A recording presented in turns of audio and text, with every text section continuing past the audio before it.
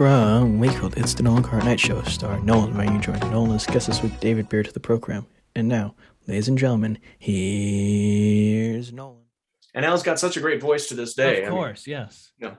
The two times I've seen him play with Brian's band, it's like, how the hell does that, how does he still have that after all these years? And it rings true. And I think about this and, looking back at an album like the 85 album, which at first you're like, this is a little different, although it's a little bit grittier with some songs, I think, what Carl would have won, rock and roll and that stuff. And then you look at Summer in Paradise or Still Cruising at first, and then you get into it and there's amazing songs. I mean, 85 album, the song with Stevie Wonder, maybe I don't know, or not, maybe I do love you. And then maybe I don't know, with that guitar riff in the middle, I mean, unbelievable. And then you have Summer in Paradise, and you have the I'm gonna butcher it again, so I'm not gonna say it, but we have mentioned it before, the Aloha. I want it, but I can't stay. It's a beautiful song, and it's interesting because it has this large grasp, and I'm sure that album nowadays would do so much better, in the sense that now a lot of artists use Pro Tools for,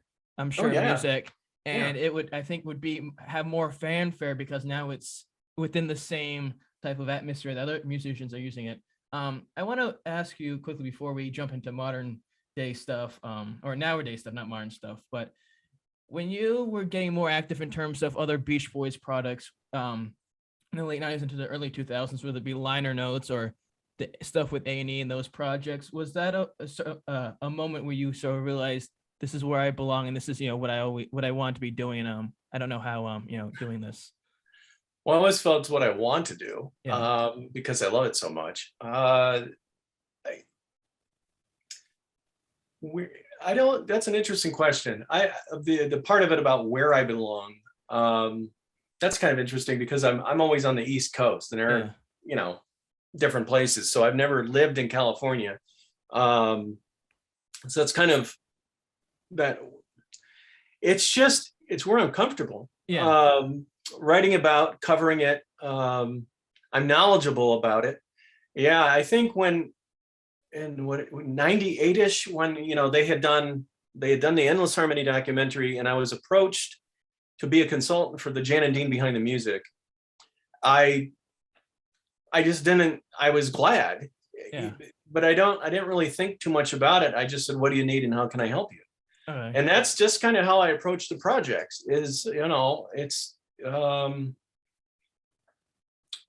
just cool, really. And I don't mean to undersell it with such a simple word, because I understand. It has great value to me. But when I was approached to do the tour programs in 2015 for Summer Days, to do that tour program, and then the following year do the 50 Years of Good Vibrations tour program, and then the accompanying VIP hardcover coffee table book that I did and I worked on those with Dean Torrance. That was a moment for me, because I thought, oh my gosh, I'm getting to work with my mentor, and the guy that I discovered when I was 14, then discovered he was doing Steve Martin, and now I'm working with him. So that was a different feeling, because it wasn't, oh, I'm interviewing him and I'm doing, or I've convinced him to put out an album. Working with him as a graphic designer was very meaningful, and it still holds great value for me. That was a beautiful opportunity, and I'm glad that we were able to do it together. I want to ask you about something that I don't know if you've mentioned it before, or talked about before, and maybe Gary had talked about it, Griffin. You entered the songwriting lane with Return of the Killer Shrews. Describe that to me, because I'm sure that's an experience completely, I don't want to say completely, but different than maybe liner notes or putting together a magazine. But what was that environment like, or that type of experience? The thing that has in common with everything else I do is producing. I produce a magazine. That's, from my perspective, that's my wheelhouse. That's the thing that I do. I produce articles, or I produce songs, or whatever it is. That I think would be my strongest attribute. And I had written a song that ended up on the 2006 Carl Wilson tribute CD that I put together, called Under God. The title was based off of a song that Carl's son Justin had written and recorded with Alan Boyd. And I had written a song called Don't Say It's Over. And I started writing it around the time that Jan Barry passed away, around 2004. And I wrote it pretty quickly. I'm mostly a lyric guy. So I wrote this idea of a couple of buddies, Jan&Dean, hanging out together, but not ever wanting to say goodbye. And it's kind of, I don't know if you're familiar with the TV show MASH, but the last episode, what between the two main characters was the one guy kept saying to Alan Alda's character, don't say goodbye to me. You can't say goodbye to me. So as the very last episode of MASH, this doctor is in his helicopter and he's going, they never say goodbye. As he's flying up in the helicopter, there's stones on the ground below him that are shaped in the word goodbye. Wow. So it was kind of like that in respect that that's kind of how I wrote this song. And it's we were having a good time, living on sunshine, just shooting the breeze, days lasting forever, out in the weather, that type of thing. And it's just about a couple of buddies hanging out together down at the beach. And then let's put them away for another day, but don't say it's over. We'll come back again and ride that wave. And so it was just, it could be relevant to, okay, if you're listening to the song, it could be about a couple guys who actually surf. Could be about just a couple of friends, whatever they're putting away. Could be their beach balls or their chairs, or whatever it is. And Steve Latshaw, the director to this Return of the Killer Shrews, still is a subscriber to the magazine. He heard the song on this Carl CD and fell in love with it. And he just came back to me years later and said, "Hey, Dave, I'm doing this Return of the Killer Shrews and I want to put this song in there." I said, "Well, it's about a couple of buddies. I don't know how that, are there a couple of shrews who are friendly?" I don't know how that fits. He says, "Well, don't worry about that. I'll make it fit." And we got talking and he said, and I'd like to get a few other songs in there too. Do you think you could do something? And I don't remember exactly how it happened from there, but I know that I said to Steve, "Well, Gary Griffin, I should go to Gary Griffin," because I knew Gary's work very well, whether it be with Dean, the Surf City All-Stars, or, Gary came into the Beach Boys picture on the MIU album. And I knew Gary well enough to know how talented he was. And I trusted his musical direction. And I had not worked with him, but I trusted him enough that I knew how he was, that I'd be comfortable with him. So I called him in hopes that he would be comfortable with me and the idea. So we both watched the original Killer Shrew film. That was filmed, I think, back in 1959. Oh, wow. And it was dogs with rugs attached to their backs. And it's a very cheesy film. It's not scary at all. It's very cheesy. And Gary was like, "Bearded, are you really sure you want to do this?" And I said, "Oh man, of course I want to do it because I've never done it before. Of course I want to write songs for a movie. I don't care what kind of movie it is." So, I suppose I would care what kind of movie it was, but this is a cheesy knockoff sequel, and we started writing, and it was pretty easy to say, "Okay, you got Don't Say It's Over. We'll update it and put actual voices on it that are Gary and Philip and Matt Jardine and all that, and so it sounds better and has a familiar tone to it." Right. And Randall Kirsch. And so that's kind of the idea of, well, who can come over to your studio, Gary? Who do you recommend as singers, blah, blah, et cetera. So we got Philip Bardowell. And of course, the natural thing was the guys who were in the Surf City All-Stars with him or had been Beach Boys. So it was Randall Kirsch, Philip Bardowell, Matt Jardine, and Gary were kind of that easy, of course, why not? And we wrote Shrewd Awakening. Gary came up with a basic construct of the ba, dun, dun, dun, dun. You know, we wanted to kind of come up with a silly kind of spoof James Bondish spy type of song. And that's what we ended up with. And I mean, it was just, I don't know that that was easy to write to, because me writing lyrics is easy. If I have just a lyrical idea, it's very easy. I do it. It's even easier to me than writing editor's notes. Writing lyrics and poems is a very easy thing for me. And so when somebody gives me a song to put lyrics to, that's a little bit more challenging, because I have to work to the melody, or I have to create a melody in some cases. So that was an interesting task. And then Tonga Hut was very easy, because I got a hold of a Tonga Hut menu. And I just went out on the web and looked up the tongahut.com and read all the different types of drinks they had. So then I thought, okay, I'll put this grog log. Okay, put grog log here and this, and then read about this girl named Dottie who always drank brandy Alexander's. And I thought, well, we'll throw that in there. So that was another thing we did. So towards the end of the song, Gary just looks at me and cues me, and I go, Brandy needs another, Brandy Alexander, Dottie or whatever her name was. It's just, it was fun. It was just this. And because the project was what it was, it kind of opened up to that type of easy silliness. And the coup de grace was, I got a call from Steve one day, and he says, I just cast Bruce Davidson as the heavy. And I said, what? I said, what? The guy who played Dean in Dead Man's Curve? He said, yeah. I said, that's nuts. I said, I got to get Dean. I've got to get Dean. So what I did, kind of trickily, I was trying to get him interested. And again, these guys get approached every day to do something, So I thought, well, how can I get him interested? And I said, and by that time he had sent me a recording of his eldest daughter, Katie, doing Hallelujah, and it's beautiful. And she was pursuing music.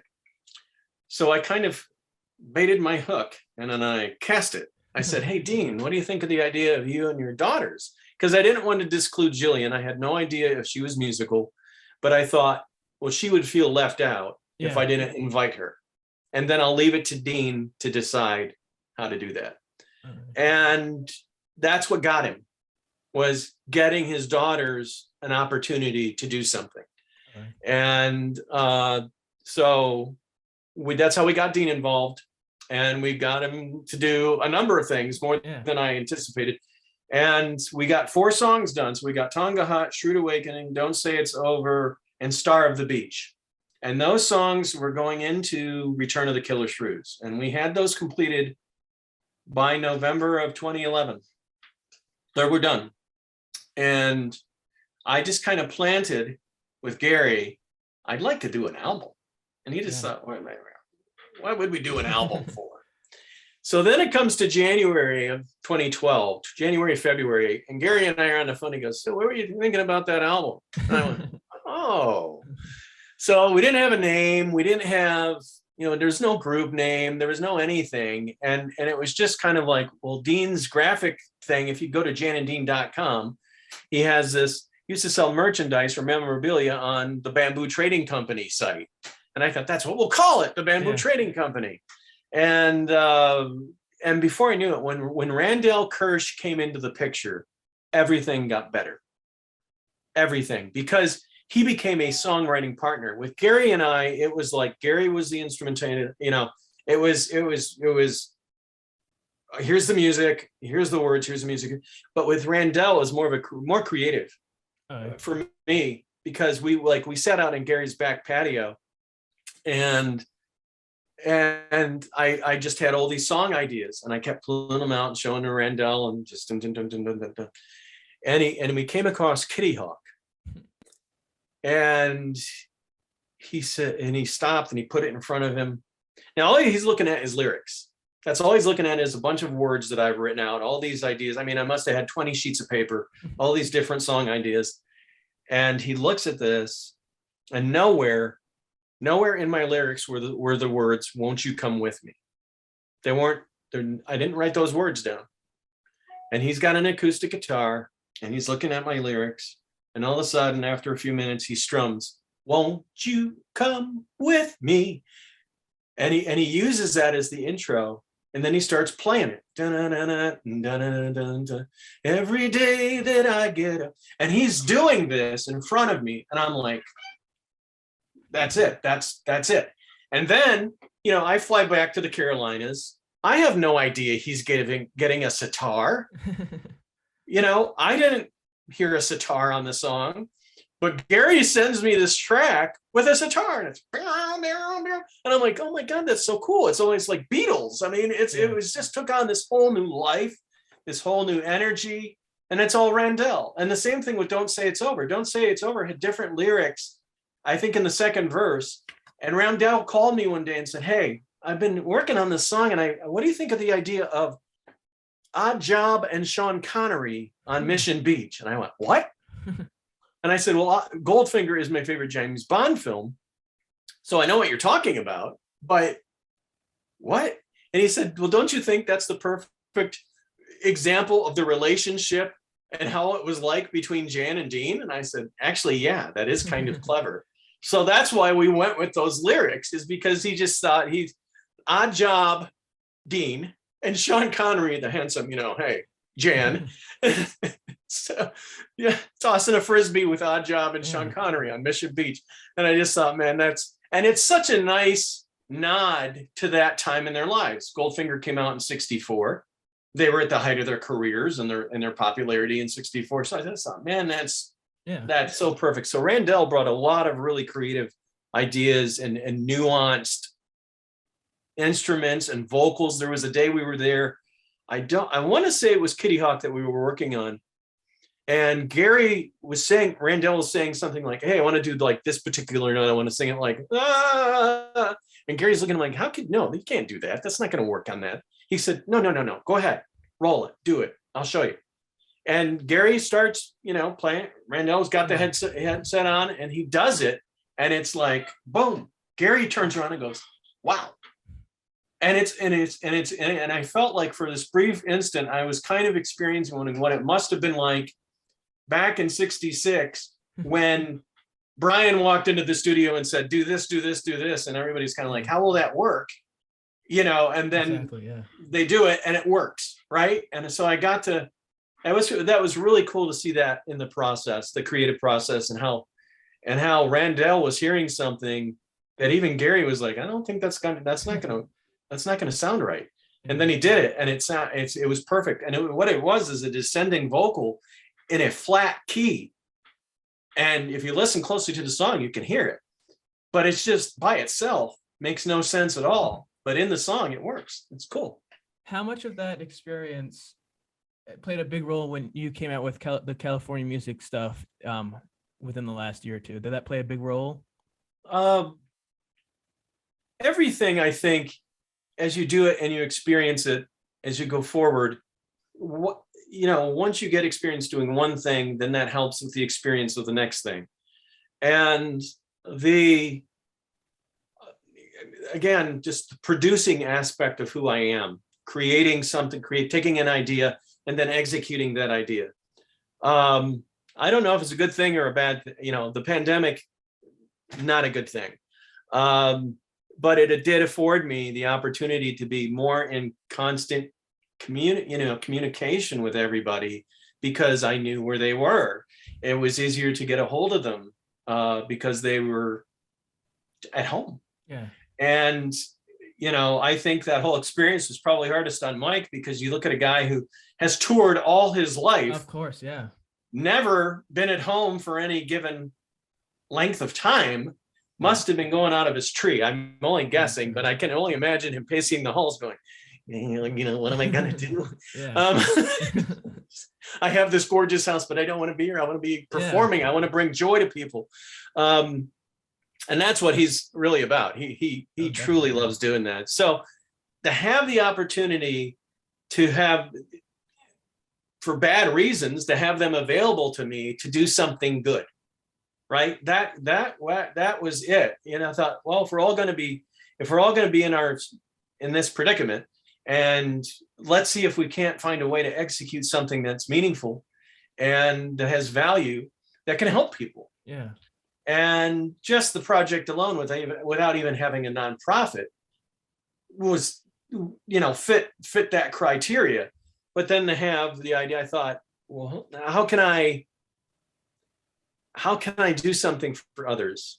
If all these people are going to give me their time, how can I take that then and have someone else benefit from it, other than the fans? Because the fans watch the video and then listen to the song and all that. Now, hopefully, it brought joy to them. Definitely. So that's where Feeding America came in, and I had Mike to go by. Mike had done a song, "This Too Shall Pass," in benefit of Feeding America, and so I thought, well, they're America's band. Yeah. So from the very beginning, very early on during the project, I wanted to do a nonprofit that almost had the word America in it, because it made sense. America's band for whoever. And I almost went with Mental Health America, because one of the things that is going on, unfortunately, in our society is the suicides. Yes. People struggling. I've personally struggled, so I understand it. And when I was in the hospital for 2 months and I came out after my stage 4 cancer situation, I struggled. There's a lot that you go through mentally, physically, and emotionally. So those were the two that I looked at, that I narrowed it down to. I think I had 5 originally, but then when I thought, well, if America's not in the title, I mean, America's, a Red Cross was one of them that I looked at for a while. But I went with Feeding America, because it just made sense to me, because Mike had already initiated that. America's band, Feeding America, all that just felt good. And that is what everyone who's involved in that project responded to. They got it. It's one thing when you know someone for a long period of time, and I know these people, and they know me. And I think that's what made it easy for them to get on board, was because they know me. They know who I am. They know my heart, and they know that, well, if David's going to start this, he's going to finish it. Yeah. And it's those elements of who I am, and again, that's not me saying anything special about me. That's just being true to who I am. That's making sure that I'm consistent and my best, and doing my due diligence and caring about these people and who they are and whatever I do. Because the Carl issue is a good example. Yeah. This is like Carl's first wife, Annie, opening up to me. Yeah. That's not something I take for granted. Think about that. Someone who's willing to open their hearts to you, knowing that you are going to print. Yeah. Right? That you're going to put in print for people to read your heart. Yeah. That's a level of trust that I'm honored to have with these people. That it's a level of trust. I mean, even if I'm talking to the Beach Boys about a song, that's what I think a lot of people get kind of misconstrued about. If there's 6 people in a room, let's go back to 66, and there's 6 Beach Boys in the room, there's going to be 6 different perspectives on what happened. Of course, yeah. Because it's 6 different people. And I don't think, and as they get older, they're not, their memories, I don't think, and I know this for a fact, none of them thought they'd be talking about this stuff. When you're working on Wouldn't It Be Nice, you're not thinking, in year 2022, somebody's going to be asking me about my note. Yeah. That's not the farthest thing on that's my not mind. a thought. That's not a thought. That's, and then to have Pet Sounds have such a resurgence after all these years, to become so popular again, which rightly so. Yeah. But again, these guys they didn't ever think about these things this way, that people are going to still be celebrating them. That's it. Now the music, yeah, maybe like Sounds of Summer as an example, these 30 well-known songs that Mike goes out and performs on such a rotating occasion, that there's a reason that people go to those shows. They want to feel good. They want to escape what they're going through, the pandemic or the sickness or whatever. And even if there wasn't a pandemic, before that, people go to these shows to escape. it's like, it's the same thing is true if you talk to somebody, tell a really good joke and you laugh. In that laughter, in the moment of laughter, what else is going on in your life? Joy. Yeah. Just in that moment of laughter, you're only experiencing joy. And that's the same thing that occurs when you listen to this music or you go see them in concert. It's a respite from anything else that's going on. Even if you're lucky enough in life to have a good life, let's say you everything in your life is rosy and you go to a concert, you're still escaping the usual regimen of daily routine, right? You're still getting away from it. And that's what the music provides. So the experiences of being able to take one thing to lead to another, I just think is, you look at anybody's career who's successful, you can take anyone in any walk of life and anyone who's good at what they do. And just, you get good, the practice makes perfect, right? It's just that idiom. I mean, it's just that simple. You just keep at it. And because there's always, the reality is there's somebody always better than you at what you do. I'm sure there's some thousands of graphic designers out there who are better graphic designers. And I see stuff every day that I just go, wow, that is cool. Like the graphic they put together for the Brian Wilson Chicago tour, the moving GIF, how the sun moves. And I'm like, I need to figure out how to do that because that is cool. I mean, when I see things, I pay attention to everything graphically. If I'm watching a show, a television show, the theme song, how the theme song is initiated into the way the show begins, I pay attention to that. I pay attention to the type of theme song. But it's inherent to me. It's not like I feel like I'm studying. It's a part of the way my brain waves move. I mean, it's an absorption of everything, the world around me. And that's just the way that I work. And so on one hand, this goes back to me being easy to please. On one hand, I'm just a really easygoing person. On the other hand, I'm very driven. I mean, I'm driven to produce quality. If people are going to subscribe to the magazine, they are paying money. So I have to, there is a part of it where I feel like I really do have to deliver. I have to provide them with something that they're going to think, this is cool. And if they read it once, they're going to want to read it again. Yeah. And hopefully it will lead them to finding out something they didn't know. That will then lead to them wanting to know more. And I don't mean just Googling. Yeah. And going to Wikipedia. I mean buying a product and not streaming. I mean buying a product, getting the CD. I don't try to get people to become hoarders or collectors. I mean, that's up to each and every person. But I do think there's a lot to be said for having an album, the actual vinyl and the packaging.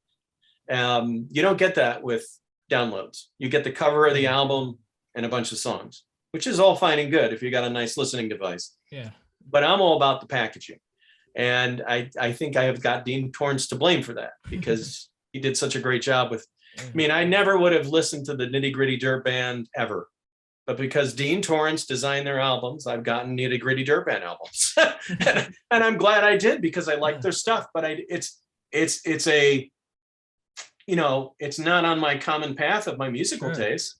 But it's cool. Like now I did get into Michael Nesmith when I discovered the Monkees. Michael Nesmith is the reason I love the Monkees. So his passing is a big deal to me. But again, just like I said about Carl, he's here. I can put on Michael Nesmith's stuff and hear him and experience him and have him be a living part of my life. And I hope that maybe ESQ will be that for others once I'm not here anymore. Well, that brings up one of the last things I want to talk about before the this or that segment, and I'll let you get on your way. The last probably year or two or so, maybe even more, because I'm sure other planning has gone into it prior to this, but they have their 60th anniversary, Brian's touring with Chicago, and then Bruce is also in the news with his stuff with The Weeknd. And I want to connect this to the recent album, The California Music, that my two favorite songs on there, one of them isn't Bruce, one of them is David Marks's rendition of Long Promised Road, which is very well done. I really like it, and how there's no singing to it, it's just the guitar, but also Bruce's new version of She Believes in Love Again that he sung in. And for you to see that, him participate in that, and I'm sure that much in the album, but then also see him participate with one of the most successful current artists of all time, being The Weeknd, is that just what marvels you about the gravitational pull that the Beach Boys have in life? Well, Bruce Johnston is an amazing musical force. Beach Boy fans as a whole, in my experience of reading posts about him and that type of thing, they don't appreciate it. They have no idea. Yeah. They have no idea. And I think that's why it surprises them when, right? Because they don't quite understand. Yeah. Bruce Johnston is a very mild-mannered cat. Okay. He just as soon you not notice that he's on stage. He likes the behind the scenes very much. He's been a producer's producer. He was a producer's producer for me when I did the Add Some Music project. He produced me, being the producer. He opened the door to me and explained what needed to happen.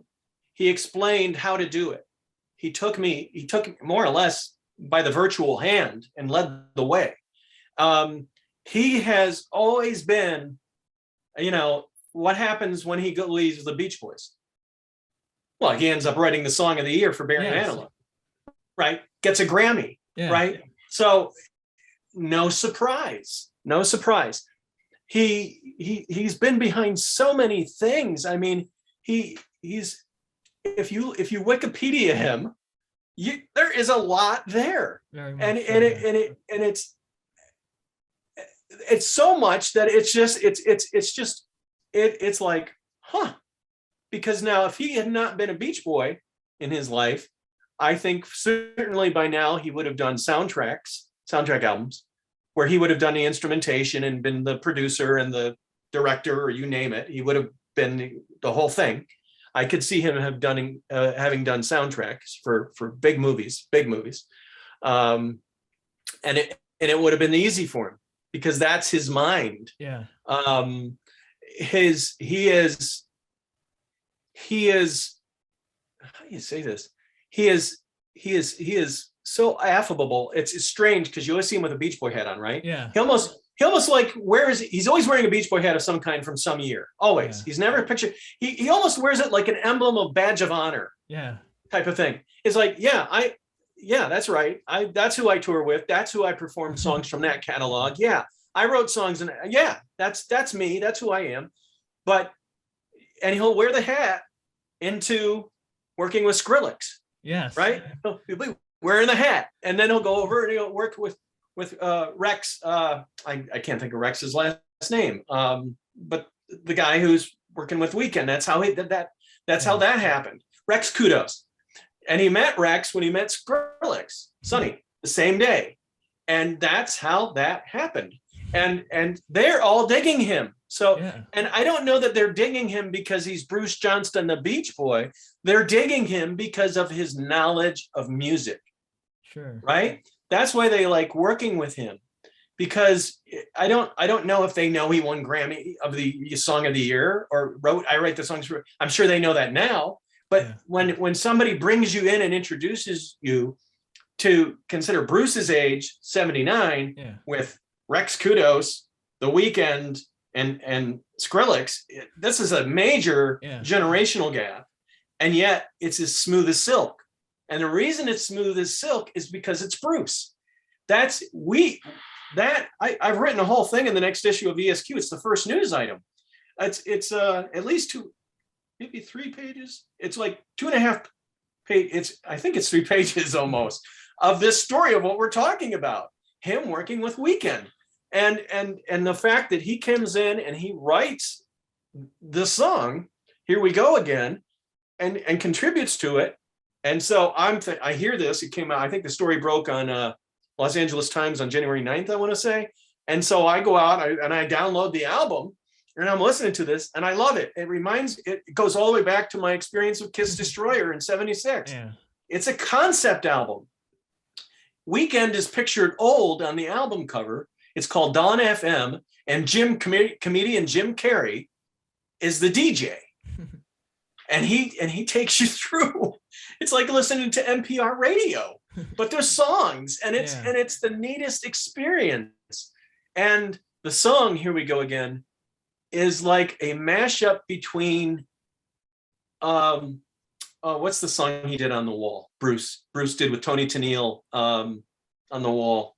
I can't think of the name of the song off the top of my head. But so Bruce is on the wall. Did you know that? You know, I mean, that's what I'm saying.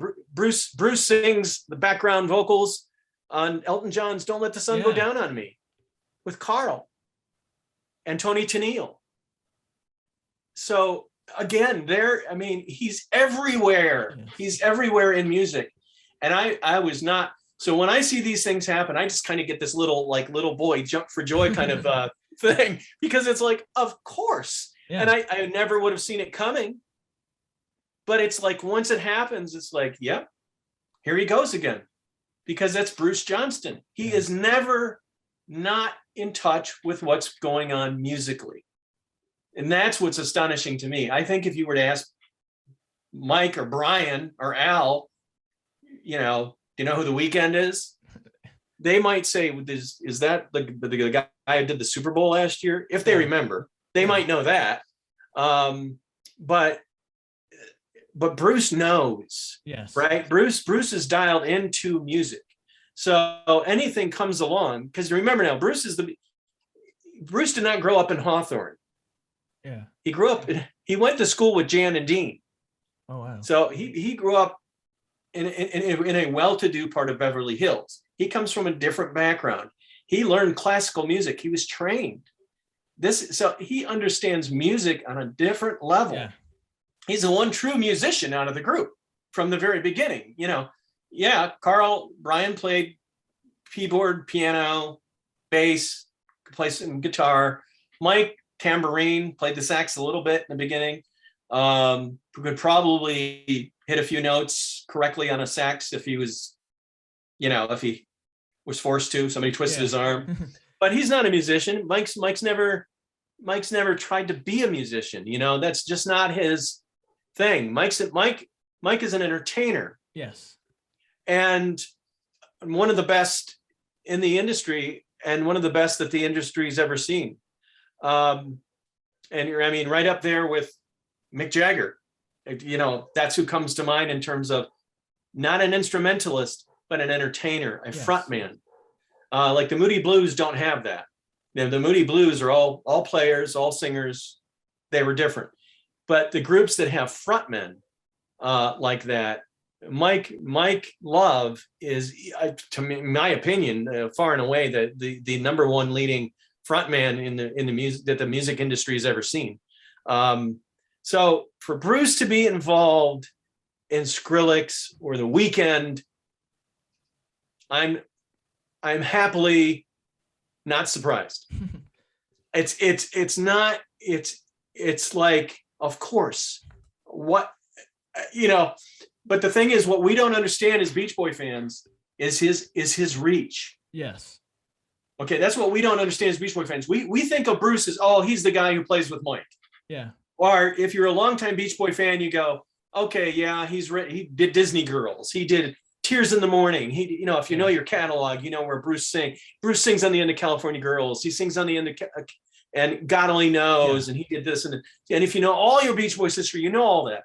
But if you still don't understand that his reach in the industry because of who he is and how he is known, because he's not known in the industry as the guy who's second fiddle to Mike Love on stage during a Beach Boy show. Very true, yeah. That's not how the music industry views him.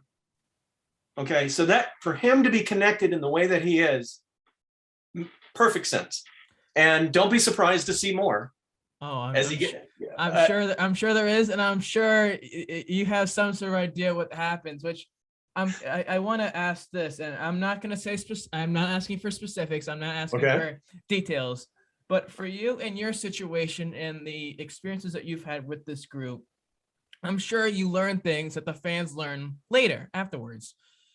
For you to learn that stuff or have knowledge of it, is it hard for you to, know that and know what's actually happening and then see what else happens, what people think, and then finally be able to share what happens? When I was younger, that was challenging because, and when I think, I don't know what I mean. I don't know if I mean 10 years ago, time is funny. It was more of a it was more challenging if you knew information that you couldn't even share with a buddy, like who wouldn't tell anybody, but you still wanted to tell a buddy, but you still swore you wouldn't, so you can't. And that part of it. But the cool thing is, when I learn something that I know is coming up, and I go, okay, that's going to be cool. Yeah, people are going to like that. It's like about field flows as an example. Yeah. I knew it was coming. I didn't know when, because it had been delayed a couple of times.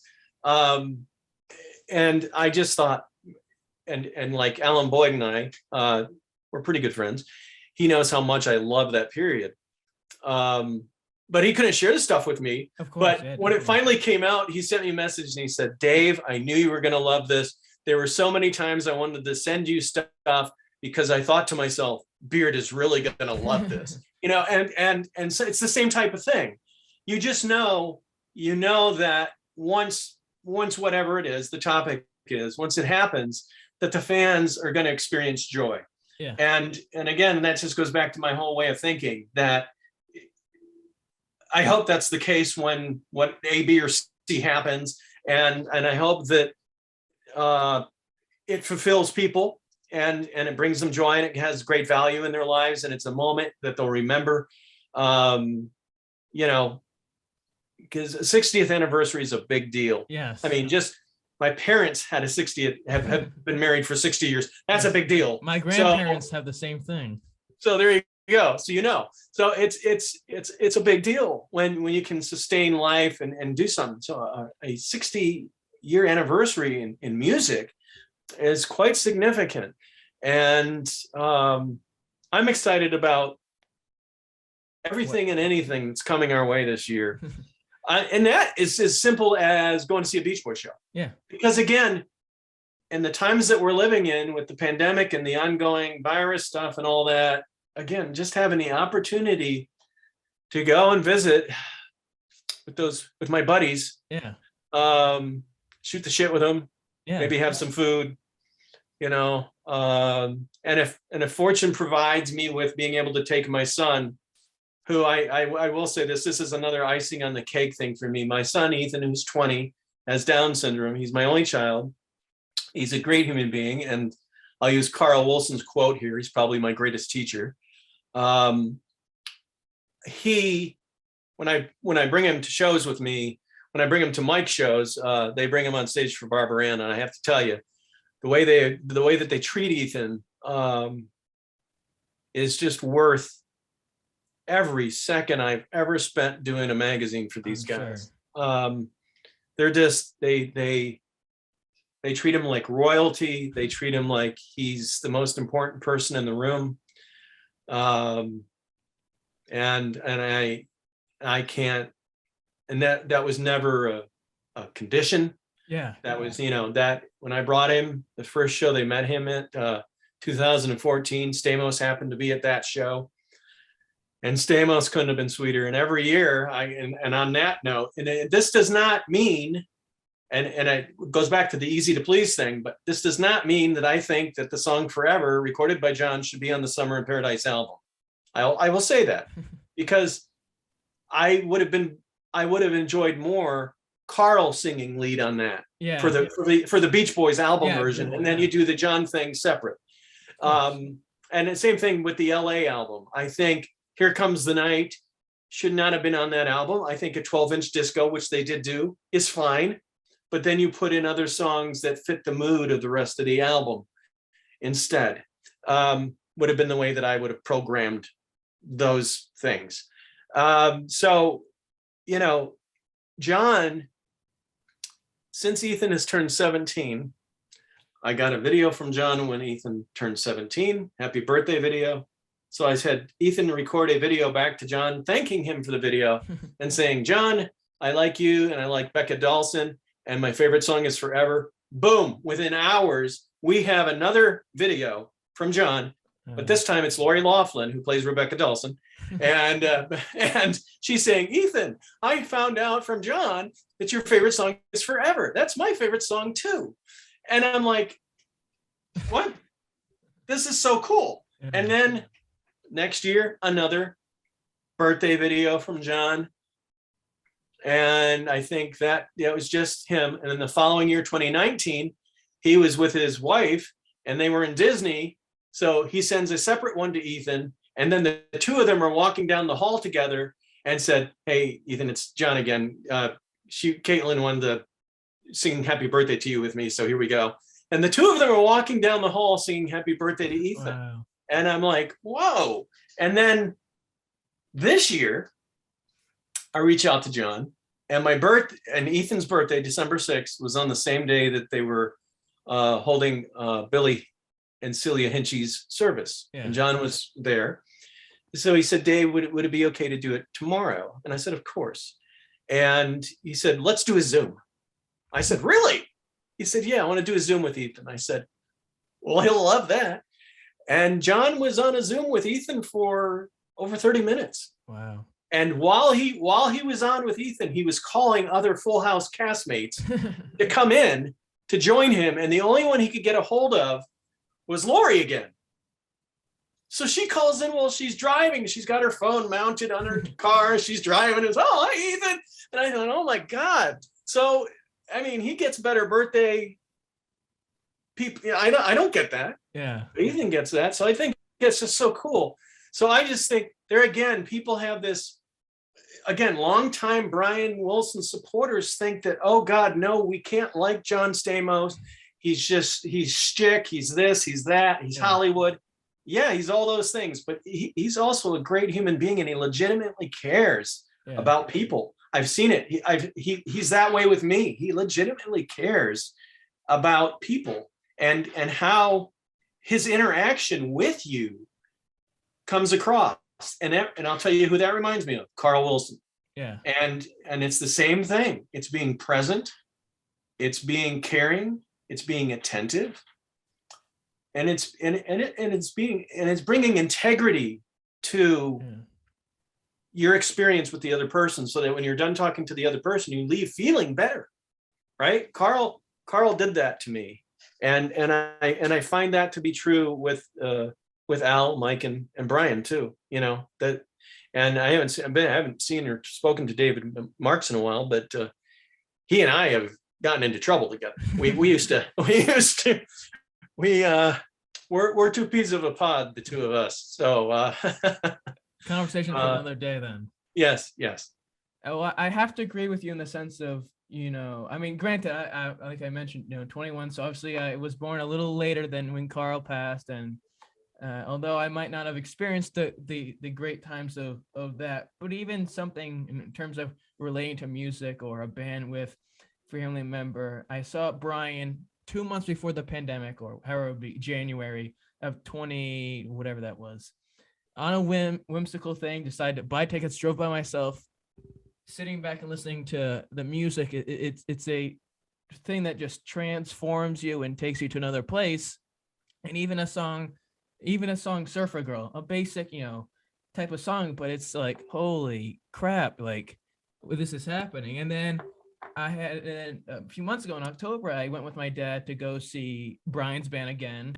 And, you know, he's a person with average fan of music, knows the Beach Boys, knows their type of stuff, but isn't someone who maybe like yourself or someone else who knows a lot about the Beach Boys and knows the certain eras or stories or different music. And I took him and he was taken away by Al's voice, by Blondie's rock and roll. Blondie's got like, there's some sort of invisible electricity that shoots out of from the gods above when Blondie comes. It's a really different energy. And then when with Matt Jarty and his ability to, you know, help Brian sing the notes and he was just amazed at how Al still 60 years later can still sing amazing. And then the moment for me that night wasn't, God Only Knows or Surfer Girl saying that my dad, but was when they performed Dennis's song, Do You Want to Dance? And that's a song that, isn't on their normal set list necessarily for Brian's band, but it just was like, oh my God. Cause I like Dennis's Pacific Ocean Blue album and that material he's been part of, but to hear that a song that they probably never did after when that came out on Today, and to hear that and see Al sing and help Brian sing when Brian stopped, it was just a magical experience. So to be part of this and see all the stuff that they've been accomplished, and hopefully the 60th anniversary, whenever that happens, and what to deal with Irving Azoff and how that they're going to carry it on. It's just an amazing thing. Well, David, I want to end on this segment, this or that, and then let you go on your merry way and we'll go. So what this is, I'll give you something. He'll choose either this or that. So are you ready? Sure. Tony Asher or Terry Melcher? Tony Asher. A Beach Boys 60th anniversary tour or another documentary and celebration night, similar to what they did on the Grammys, maybe, or a situation like that. Both.